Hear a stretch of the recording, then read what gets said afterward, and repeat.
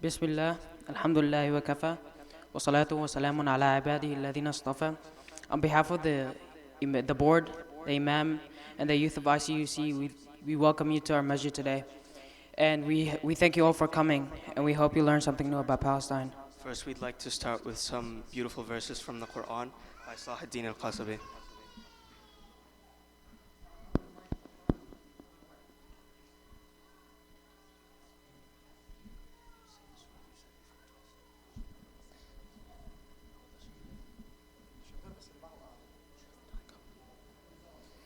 بسم الله الرحمن الرحيم يا أيها النبي لم تحرم ما حل الله لك تبتغي مرضات أزواجك والله غفور رحيم قد فرض الله لكم تحلة أيمانكم والله مولاكم وهو العليم الحكيم وإذا سر النبي إلى بعض أزواجه حديثا فلما نبأت به وأثر الله عليه عرف بعضه وأعرض عن بعض فلما نبأ به قالت من أنباك هذا قال نبأني العليم الخبير إن تتوبا إلى الله فقد صغت قلوبكما وإن تظاهرا عليه فإن الله هو مولاه وجبريل وصالح المؤمنين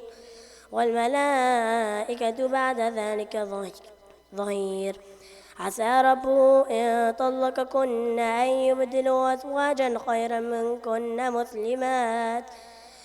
مسلمات مؤمنات قانتات تائبات عابدات سائحات ثيبات وأبكارا يا أيها الذين آمنوا قوا أنفسكم وأهليكم نارا وقودها الناس والحجارة عليها ملائكة غلاظ شداد لا يعصون الله ما أمرهم ويفعلون ما يؤمرون صدق الله العظيم. Thank you, Salah. Jazakallah khairan. MashaAllah, you have a beautiful voice. All right, next, we'd like to introduce the AMP people. For those of you who don't know what AMP is, it stands for American Muslims for Palestine. They are a non-profit organization that was founded in 2006, and they educate people about Palestine's culture, heritage, and the Palestinian crisis. Without further ado, we'd like to welcome Brother Muhammad Habba and Brother Wasim Kana'al.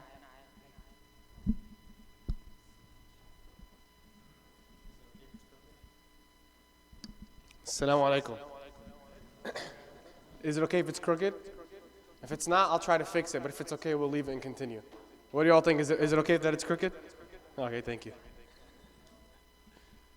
بسم الله الرحمن الرحيم والصلاة والسلام على رسول الله صلى الله عليه وسلم. I'd like to thank you all for coming out tonight. Alhamdulillah, we as a Muslim community have been blessed with the important task and obligation of caring about social justice and caring about Palestine. Social justice is a core foundational tenet within the religion of Islam. And not only about Palestine. We are American Muslims for Palestine, and our work focuses on the work for Palestine to educate and empower our community to act. But social justice on a large scale, caring for one another, caring for your brothers and sisters, is an important factor that we as Muslims take seriously and would love to spread to our communities who we come across with on a daily basis.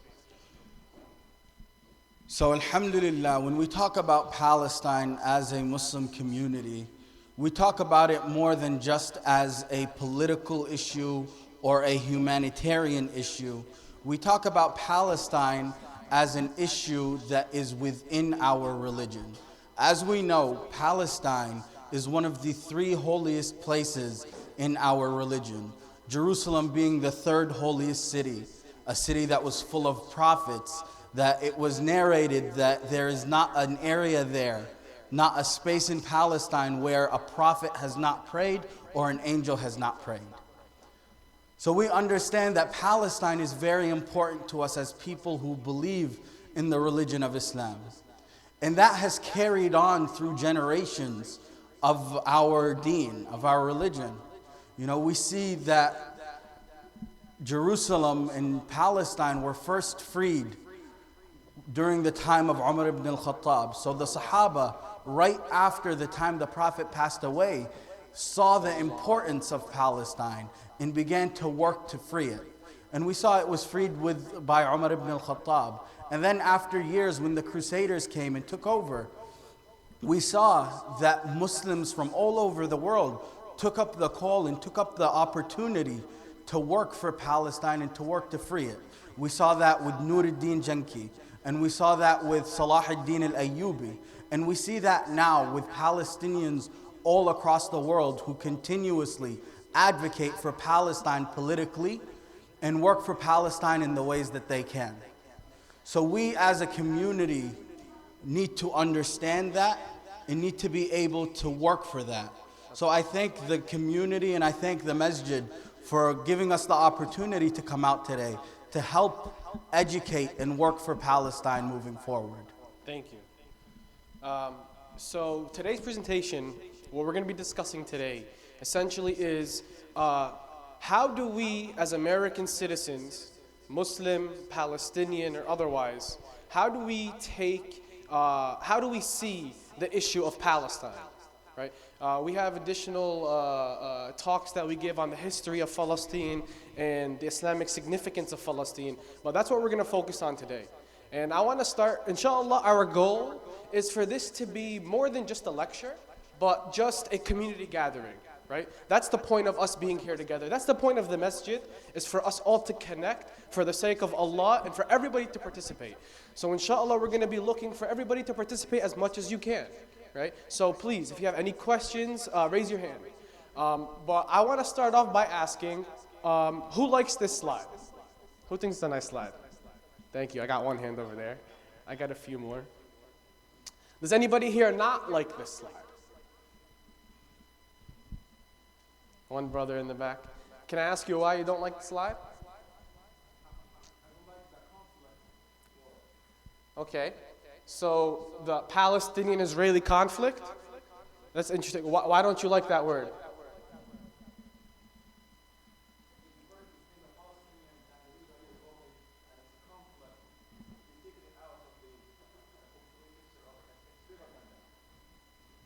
MashaAllah. Takbir.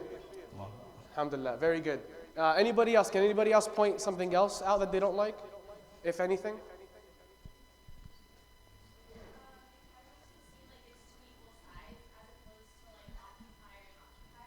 Right. What is it specifically? The image? Awesome. So, thank you. So, countering the Zionist narrative, the Palestinian-Israeli conflict, we have two things marked: the word conflict and this image. Now, if that's not how we as people who are working with, or not, sorry, let me rephrase that, people who are advocating for Palestinian human rights, if that's not how we should talk about it, how should we talk about it? Real quick before we get, countering the Zionist narrative and the word conflict in the picture are all connected. And how are they connected? They're connected because that is the narrative that the opposition wants to drive, right? That's the story that they want to tell and that they'd like for us to continue. But step one in advocating for Palestine and for Palestinian human rights in the United States of America is recognizing how we should be talking about Palestine when we interact with people. And what does that look like? First and foremost, the truth always prevails, right? Reality, realistic statistics, realistic history always prevails. And it's on us to not counter the Zionist narrative, but to reclaim Palestinian history, to reclaim the reality on the ground and what has happened up to today that's taken us where we are. And then also, thank you, my young sister, mashallah, alhamdulillah, very good answer, is we have to depict the issue on the ground like it is, the reality that it is, an occupation, an occupier-occupied relationship, and not a conflict of two sides who have equal power, who are just tugging back and forth because they're both just disputing over land, because that's not what the reality is. Now, what does that look like? What is that difference?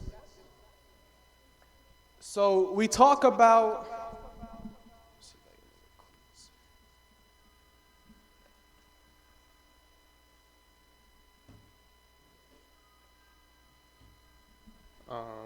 sorry everybody, give me a second. You made it worse. I made it a lot worse. Okay, khair inshallah. This is good enough. So conflict versus settler colonialism. Settler colonialism simply is when a people arrive in a foreign land and settle in that land and take the land as colonies. So they settle in colonies in that land, right? So people from a foreign place come to an indigenous land and settle there and use it as their space. They colonize it. That's what settler colonialism is. A conflict is a serious disagreement or argument. Oh, I have a definition of settler colonialism, sorry. Conflict is a serious disagreement or argument, typically a long-lasting one. Again, settler colonialism is a formation of colonies where foreigners move into a region, right? So what does a conflict require? A conflict requires self-determination on both sides, right? That's foundational. Both sides have to have the ability to decide their own future in order for it to be a conflict. The sides have to have similar to equal power, and there has to be at the very least, a basic respect for human existence, right? Now, what is settler colonialism? Settler colonialism is that, for the most part, the foreigners who arrive in the land are more advanced, whether it be technology, medically, and other ways. And a oppressor-oppressed relationship develops because you're coming into my land, taking it for yours, and then, obviously land is more likely than not already inhabited, and you kick out the people who live there, the indigenous peoples, to make room for yourself. So that inherently, from the start, creates an oppressor-oppressed relationship, right? Because somebody's taken out of their home. There also has to be a monopoly of power and control, and the marginalization of those people who you're moving from where they live, right? Because you have to quell them from wanting to take back what was taken from them, and so on and so forth.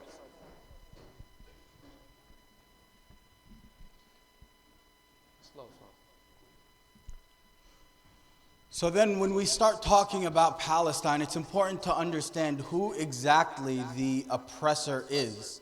Why is this going on? What's been going on? And why is it happening? So we talk about Zionism, and we hear this word a lot. But unfortunately, it seems not many people really understand the word.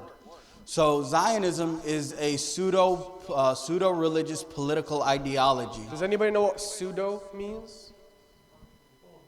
False, right? So astrology, astaghfirullah, is a pseudoscience.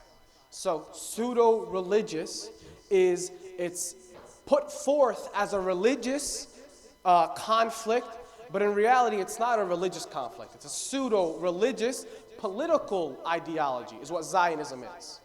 It's based on politics and political aspirations. So what it does is it calls for a Jewish homeland in the Holy Land based on political aspirations.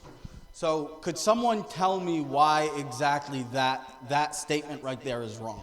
Or there's a problem with that statement, that it brings problems. So what's the problem with calling for a Jewish homeland in the Holy Land? Based on political aspirations, of course. So I am from the West Bank, from Qadr Ramallah, a village called Al-Jib. How about you're from? I'm from a village in the 1948 area in Jerusalem called Ain Karim. So the 1948 area is what's referred to today as Israel proper, right? So with the calling for a Jewish homeland in the Holy Land, The question is, what happens to the people like Muhammad's ancestors who lived in the 1948 lands? So the issue with that is calling it for a Jewish homeland is that there are people who are a large majority, a large number of people who live in the land but are not of the Jewish faith, right? So now what happens to them?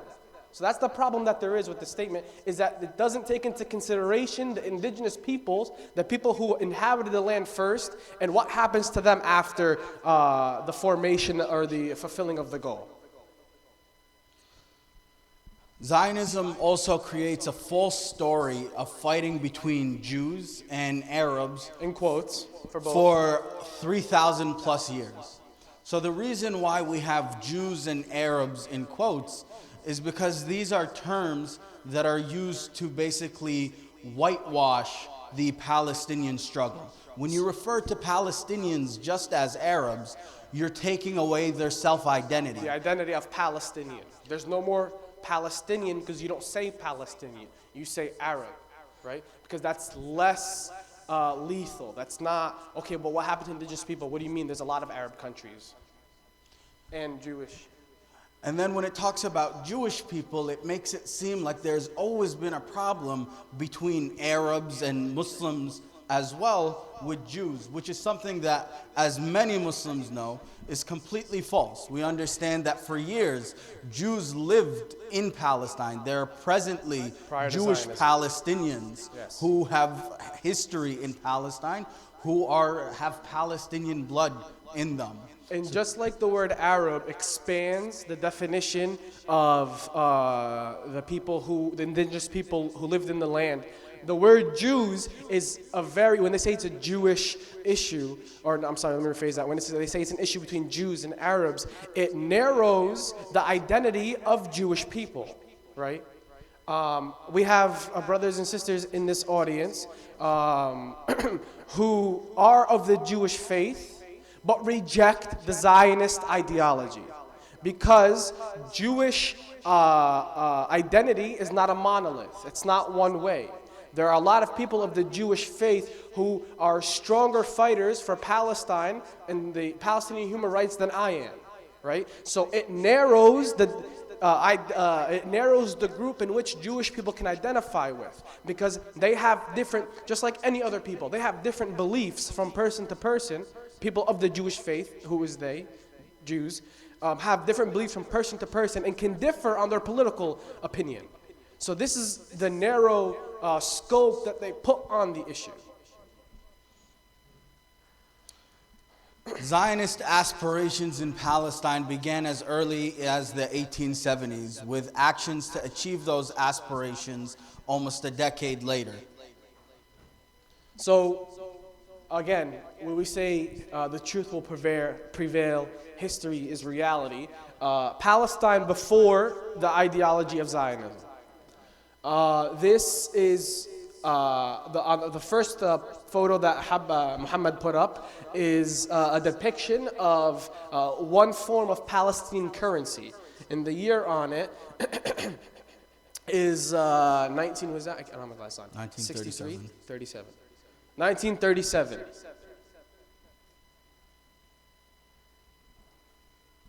Next is a flyer from Air France that is encouraging people to fly to Palestine.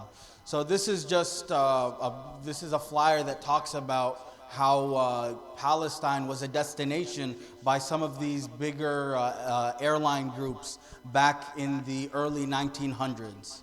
So this is for all those that say Palestine never existed, basically. Next is a picture of the Palestinian national soccer team. This is one of the youth teams that also existed before 1948.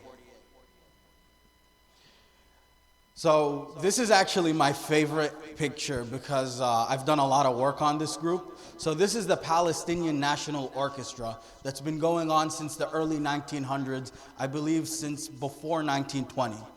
And till this day, the Palestinian National Orchestra is still out there, and they go around to Palestinian communities all around the world to get Palestinians and offer them scholarships in music and the arts to get them involved and to represent their country. And that is an earlier picture of the group. And then finally, prior to Zionism, Palestine, because of the climate, was one of the world's largest exporters of oranges. Right? So there was an economy prior to, there still is, that's obviously inhibited by the occupation. So the start of Jewish identified immigration to Palestine. Jewish immigration to Palestine came in two major waves and a few other afterward. The word aliyah means elevation or going up. So the goal, and this is not our definition, it's in quotes because it was the goal of the movement back then, the goal that was set, is the achievement of a political, national, and spiritual resurrection of the Jewish people in Palestine. So obviously the achievement of a political, national, and spiritual resurrection of the Jewish people in the Holy Land is something that we as Muslims recognize that there is a Jewish connection to the Holy Land. Right? That would be an issue for us as Muslims, people who follow the Quran. It would be an issue for us to deny. So we have to also hold ourselves accountable and be aware of how we speak about it. And we have to be knowledgeable about our history. And we don't want to flip the tables and flip the table of ignorance and be ignorant also. Right? But the issue is the exclusive nature of what they want, of what the goal of Zionism was. It was an exclusively Jewish, like they're doing today that we see, the establishment of an exclusively Jewish state, as opposed to just something where people of the Jewish faith can connect to, identify with and live in, because that would be two different scenarios, right? So the first aliyah, an estimated 25,000 to 35,000 Jews immigrated to Ottoman Palestine between 1881 and 1903. Muhammad Habba said that there are a lot of Jewish brothers and sisters who identify as Palestinian, right? Their ancestors came very early and lived side by side with their Palestinian neighbors. There are a lot of videos that I wish I had queued up for you, where you see elderly Jews who explain that we used to watch each other's kids, we used to share sugar, we used to help each other in the gardens, right? That was the dynamic prior to the influx of Zionist immigration. But that did start at this time. The second aliyah was an estimated of 35,000 Jews who immigrated into Ottoman Palestine. So again, Ottoman Palestine, Palestine under the control of the Ottoman Empire, mostly from the Russian Empire between 1904 and 1914. So in the bottom corner of this slide, we have a picture that says Visit Palestine. This was a flyer that was circulated around European Jewish communities where they encouraged people to go to Palestine, to immigrate to Palestine. This picture depicts Jerusalem and Masjid al-Aqsa clearly in it. So now, what changed that? We highlighted the word Ottoman, right? We know that the World War I occurred, Armistice Day just passed. I don't know if anybody, we're not going to get into that. But so after World War I, or after World War I came the British Mandate. And what did the British Mandate bring after the fall of the Ottoman Empire? First and foremost, the Hussein McMahon Correspondence. So here we're going to talk about the dynamics of how imperialist motives, British imperialist motives, affected the landscape, right? What happened and how we got to where we are today. So what is the Hussein McMahon Correspondence?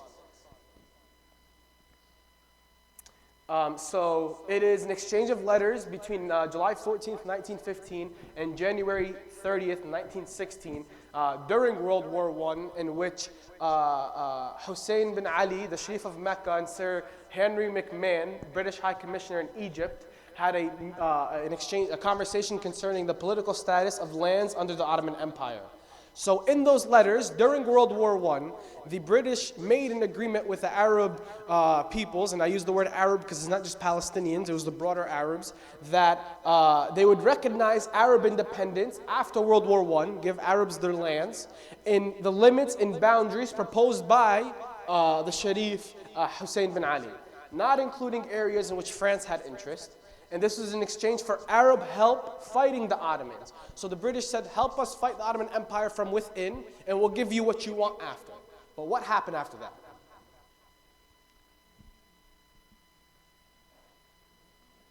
So the Balfour Declaration in 1917. So the Balfour Declaration, and I believe we just passed the 101-year anniversary. November 2nd. So the Balfour Declaration was basically a declaration from Lord Balfour, basically saying that the government had a view with favor to establish in Palestine a national home for the Jewish people. So this is something that a lot of Zionists use to prove their legitimacy to the land. But within the Balfour Declaration itself, it says Palestine twice. Twice. This is actually a point that Wasim found, and he really loves talking about it, mashallah. So basically what it says is it basically promises within Palestine that they will give part of the land to Jewish people with the understanding that nothing would be done that would prejudice the civil and religious rights of existing non-Jews in Palestine at the time. Right. So now we have two promises made by the British Empire, one to the Muslim Arab population and one to the Jewish population who had Zionist aspirations. But what really happened? What happened after that? So after that, Britain and France themselves came to their own agreement, the Sykes-Picot agreement, which divided the Middle East for them, more or less. And how did that look? So the Sykes-Picot agreement was the agreement between Britain and France of how they were planning to split up the Middle East.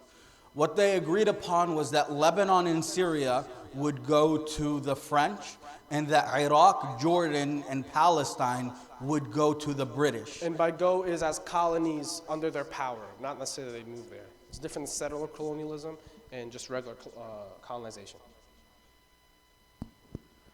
So what that brought is that that stab in the back to both sides. What that brought is a Palestinian revolt and then a dedication to terrorism by the Irgun and Haganah.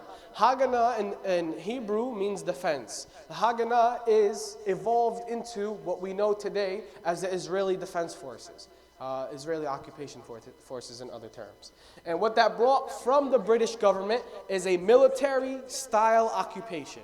So the British occupied Palestine with checkpoints and so on and so forth prior to the official recognition of the State of Israel. And finally, with the Palestinian revolt and the attacks by Irgun and Haganah, they did a lot of, the Palestinian revolt, the reason why it's different is because there were much more Palestinians, so they would be out in the street protesting and revolting, right? The definition of what to revolt is. And then Irgun and Haganah, where the Jewish population was much smaller, so what they did is they did a lot of, they bombed a lot of locations. For example, at one point they bombed the British embassy, and that forced a military-style occupation. And then the British were like, okay, this isn't worth it, so what are we going to do? So what they did was, what came about that is the unconsented partition of Palestine in the United Nations that was led by Britain.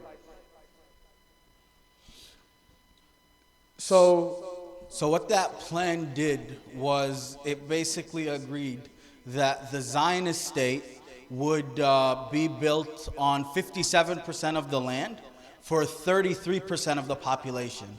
And when I say 33% of the population, from the numbers we talked about, we saw there was only about 70,000 people who actually immigrated to Palestine as of now. So that number is a bit elevated. And what we believe is that it adds the Jewish Palestinian population who were there before to their population. And then it gives a Palestinian state on 43% of the land to 67% of the population. Before you go, wait. So what's wrong with this? It's a little hard to see. Somebody do me a favor and examine that map as close as you can. This was the official map released by the UN of how the land would be split. Can anybody identify what's wrong with that?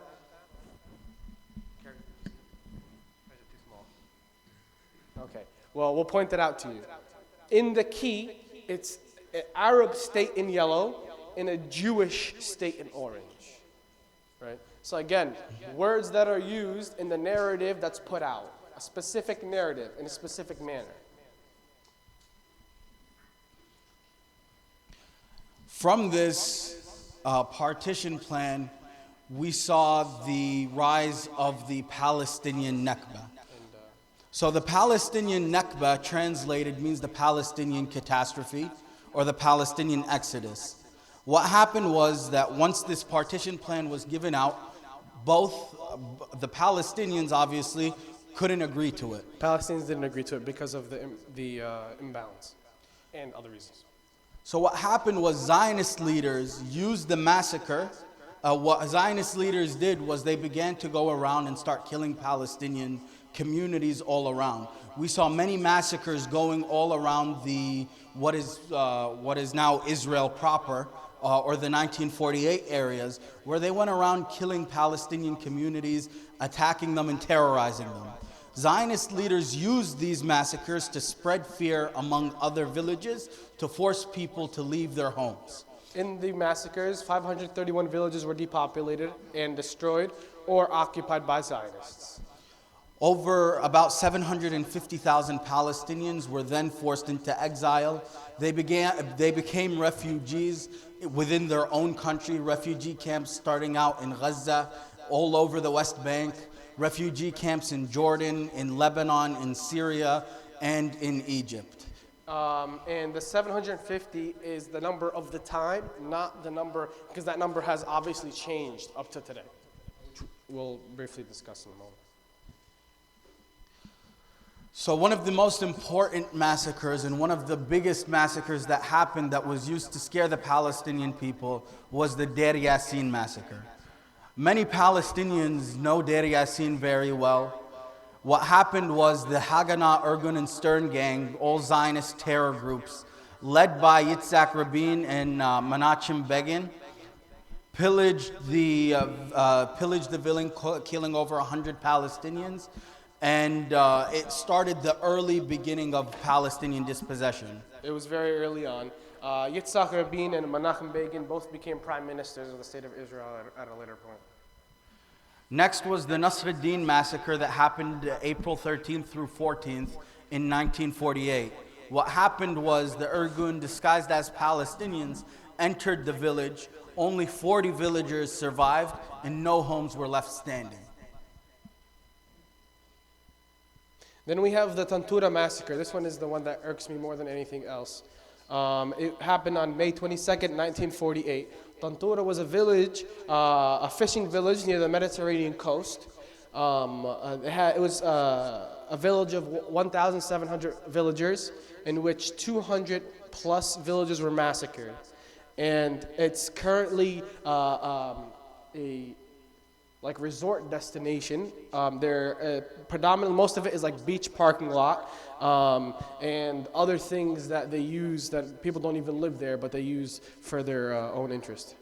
So an important reason why we mentioned that there's a beach parking lot currently in the location is what Zionists would do as they were depopulating the villages and going around. They would destroy the homes and do their best to destroy the evidence. To do that, they would plant trees, they would destroy homes, they would build parking lots, and it was all used in their argument that there never was a Palestine and there never were people there. And finally, the Khan Yunis massacre. This was in November 3rd, 1956. So note the difference, 1948 to 1956. We jumped 18 years because it lasted for a long period of time. This was actually a refugee camp of expelled Palestinians in Gaza, in which the village was invaded and 200 Palestinians were executed in cold blood. Historical representations of the incident, the word executed is used here and not massacred is because the 200 Palestinians were predominantly men, and they were lined up on a wall and executed. So, a Nakba today, one of the most important ideas that we must understand is that the Palestinian catastrophe, or the Nakba, did not end in 1948. The Palestinian Nakba is something that continues on until this day. So we talk first about the systematic dispossession of Palestinians. So present day, we have situations like Khan al-Ahmar. Khan al-Ahmar is a Bedouin village a few miles outside of Jerusalem that has a couple hundred families. Recently, after years of Israel fighting to take away their city, they declared that they will be asking the Palestinians there to demolish their own homes, demolish their own buildings, and evacuate the village. So the residents of Khan al-Ahmar are actually refugees from the Negev desert, right? So they relocated in 48 from the Negev desert to a few miles outside of Al-Quds, right? And that's where they located and have existed since. And then after the 6-Day War, the Zionist government refused to recognize them as a legitimate population. And what does that mean, to refuse to recognize them as a legitimate population? Now, this is where the oppressor-oppressed relationship comes into play, right? When we say there's a monopoly of power, one side controls the power. Now, Israel's definition of legitimate is who they choose to give a permit to exist, right? So now, despite the fact that they've lived there for however long, for decades, over 50 decades, despite that fact, they are illegitimate because those who kicked them out of their original home don't want to give them permits to establish them as legitimate. So what that brought in late September of this year, a few months ago, the Israeli Supreme Court ruled that the village needed to be removed. That the houses needed to be knocked down because there weren't legitimate permits, and the people needed to leave. And that's what it is to have an oppressor-oppressed relationship in a settler colonial context. That the person who comes, the peoples who come and settle in the land, who control resources, who control power, get to dictate what is okay and what isn't. And anything that they deem is not okay becomes something that's illegal, even though it's as simple as someone's existence. So their existence becomes illegal. And then we have the daily dispossession of Palestinians from their homes. You know, we talk about the construction of new settlements. We have it listed here that in 1993, after the Oslo Agreement, there were about 110,000 Israeli settlers living in the West Bank and about 146,000 living in East Jerusalem. So we mention Oslo because Oslo was basically the agreement that there wouldn't be any more settlements. Of course, it was an agreement for more, but that was one of the points that was brought up. Present day, we see about 350,000 living in the West Bank and 300,000 living in East Jerusalem. And that number is growing day by day. As we saw in the case of Khan al-Ahmar, the reason why they're going to these villages and forcing them to evacuate is because they want to build more Zionist settlements on Palestinian land in the West Bank. So they're continuously going throughout Ramallah and other areas in the West Bank. Every day there's a new announcement of a new settlement being built, of a new group of Palestinians being asked to leave. And that's the Nakba of, from the context of the West Bank residents. But now, Nakba in the context of our brothers and sisters in Gaza. So we talk about the siege of Gaza. What happens in the siege of Gaza is there's a denial of basic human rights and contravention of international law, which is seen and amounts to as a collective punishment. In 2008, the state of Israel decided they'd put a siege on Gaza and suffocate it. And that's what they've been doing for the past 10 years. And as Muhammad said, and what that has resulted in is over 90% of the water from Gaza aquifer is unsafe for human consumption without treatment. Right? So the water is inaccessible in Gaza. And that also is a highlight of infrastructure, right? Because you need to have water power plants and so on and so forth. In 2014, one of Israel's bombardments of Gaza of recent, they bombed power plants and water plants, which have limited Palestinian ability to exist a healthy life. Right? Because that is part of the siege. Not only do you cut them out from what's outside, but you take what they have inside. So these bombardments that we see have multiple purposes, not just one. There's a restriction on imports, including of basic materials. And prior to the 2014 assault, before 2014, the United Nations announced that Gaza will be equivalent to Mars by 2020, therefore uninhabitable. And that timeline has been pushed up significantly, but a study hasn't been done on how dire the situation of the people of Gaza is. Like the amount of the fact that they don't have healthy, clean water, the fact that supplies to build homes and other things are not coming in. And then we see a lot of analysts now, a lot of people who have studied Gaza and studied the situation in Gaza, who currently believe that Gaza now is uninhabitable. We see many buildings that since 2014 that haven't been rebuilt.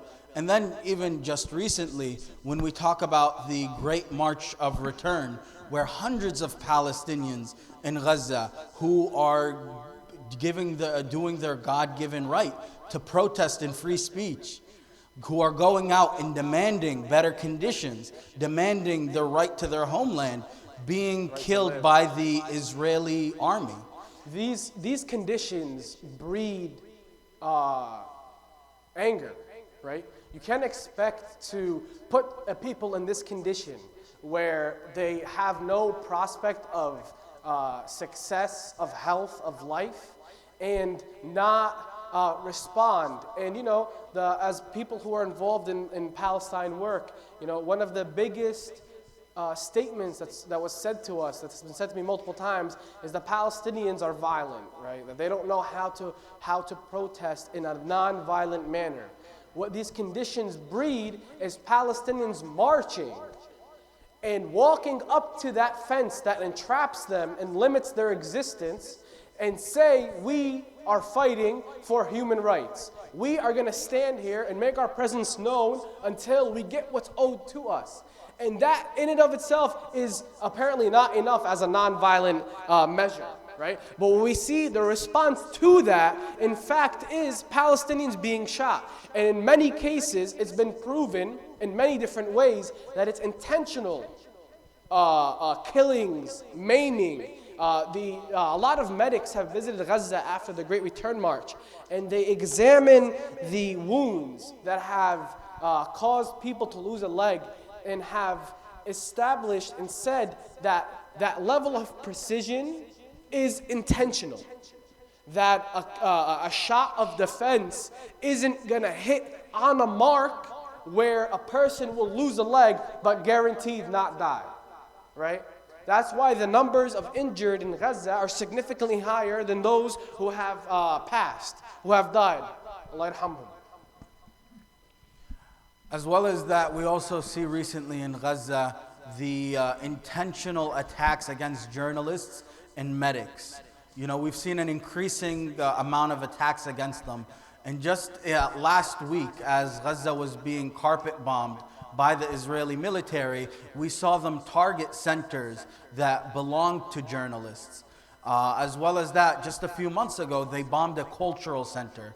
In the past, they've bombed schools, attacked hospitals. These are all things that are going on just in Gaza. And just like they are bombing the plants and the news agencies in Gaza to limit their life, that is what the reflection is when they shoot journalists and kill medics like Razan al-Najjar and other people is because if you take away their the people of Gaza's ability to take care of themselves, then they're not able to still stand up and say, we are fighting for our human rights, we are fighting for what's ours, and we are no longer going to live under the foot of the state of Israel and allow them to treat us the way they please. So these are just some reflections on what the Nakba today looks like. This is a picture of a checkpoint where for example, a Palestinian who works in 1948 needs to wait 5 hours just to cross a border crossing, an imaginary border crossing that was established by settlers. Or the struggle of Palestinian students to go to school and learn. Khan al-Ahmar has a school, their school, the structure is made out of tires. That's insane. That just shows the dedication of Palestinians to get an education and to help further their lives. As well as that, speaking about the students, we talk about in the city of El Khalil, there was a video done a few months back that talked about how this was the most dangerous commute to school that any student in the world has, where Palestinian kids are constantly, kids that are 10, 9 years old, are walking through the streets and are being attacked by Israeli soldiers and Israeli settlers. And we have a photo that represents Palestinian political prisoners, much who are kept in administrative detention. And what administrative detention means is that there aren't any formal charges pressed against them. There is no proof that they've done something wrong, but rather the Israeli government feels that it's more beneficial to them. It's in their interest to have these Palestinians in jail. These faceless depictions are to represent the large numbers, both male and female. And then finally, we have one thing. If anybody's sitting here asking themselves, where can I get more information? Where can I learn about Palestine and the situation in Palestine? I would Google Visualizing Palestine. Visualizing Palestine is an organization that creates infographics, so graphics with information on the situation in Palestine, and this is one on the situation of water. This in blue is the representation of the Israeli state, and then on the or no, other way around.